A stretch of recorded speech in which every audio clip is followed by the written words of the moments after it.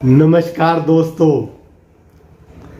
जिस प्रकृति में कीचड़ में कमल खिल सकते हो, जिस प्रकृति में गंदगी के ढेर में गुलाब महक सकते हो, जिस प्रकृति में पत्थरों में से पानी निकलता हो, आप सोचिए ऐसी प्रकृति पर या ऐसी प्रकृति में कलयुग का वास कैसे हो सकता है। ऐसी प्रकृति में नरक का स्थान कहाँ हो सकता है। ऐसी प्रकृति जो है किस प्रकार से नरकीय और कलयुगी हो सकती है।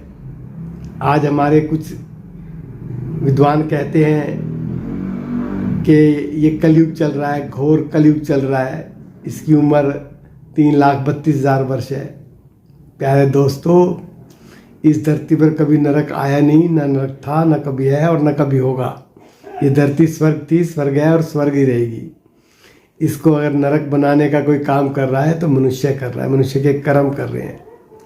अगर हमारे अच्छे कर्म होंगे तो ये पृथ्वी, ये प्रकृति स्वर्ग है। अगर हमारे कर्म जो है दूसरों को दुख देने वाले, दूसरों को कष्ट देने वाले, दूसरों का विनाश सोचने वाले, दूसरों का बुरा सोचने वाले, दूसरों का हित करने की चेष्टा करने वाले होंगे तो ये धरती उन लोगों के लिए नरक थी, नरक है और नरक रहेगी।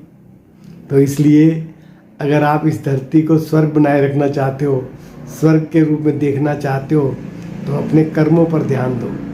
प्रकृति के कर्म बहुत अच्छे हैं, बहुत पवित्र हैं, बहुत पावन हैं, बहुत आनंदमयी हैं।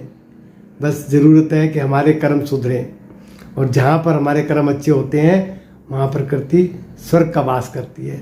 जहाँ हमारे कर्म अच्छे होते हैं तो हम सतयुगी जीवन जी रहे होते हैं। जब हमारे कर्म गंदे होते हैं, कर्म गलत होते हैं, कर्म बुरे होते हैं, तभी हम नरक का जीवन जी भी रहे होते हैं और दूसरों को भी जीने के लिए मजबूर कर रहे होते हैं। जय प्रकृति माँ।